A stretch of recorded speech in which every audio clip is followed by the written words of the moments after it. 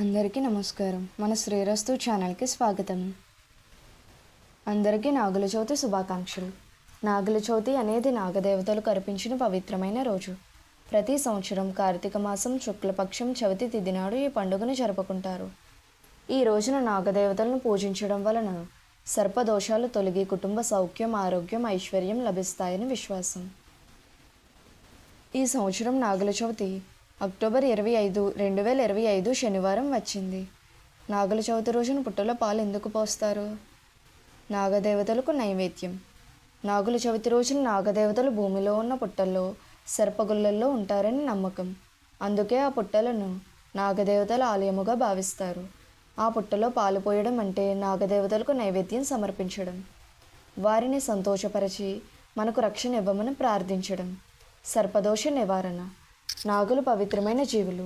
వారిని పూజిస్తే సర్పదోషాలు, పితృదోషాలు తొలగుతాయని శాస్త్రం చెబుతుంది. పాలు పోస్తే నాగులు సంతోషించి మనపై శాంతి, సౌఖ్యం ప్రసాదిస్తాయని నమ్మకం. ప్రకృతిని గౌరవించడం. పాలు పోయడం కేవలం పూజ కాదు, మన ప్రకృతి జీవుల పట్ల కృతజ్ఞత చూపే ఆచారం. నాగులు భూమిని, పంటలను, వర్షాన్ని కాపాడుతారు. అందుకే ఆ రోజున వారిని పాలు సమర్పించి ధన్యవాదం చెప్పడం అనే అర్థం కూడా ఉంది. ఆధ్యాత్మిక అర్థం. యోగశాస్త్రం ప్రకారం నాగుడు అంటే మనలోని కుండలిని శక్తి. పాలు అంటే శుద్ధత, శాంతి, పవిత్రతకు ప్రతీక.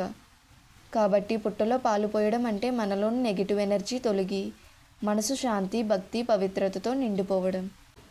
ఈరోజు అందరూ ఓం నమో నాగదేవాయ నమః అని జపించడం మంచిది.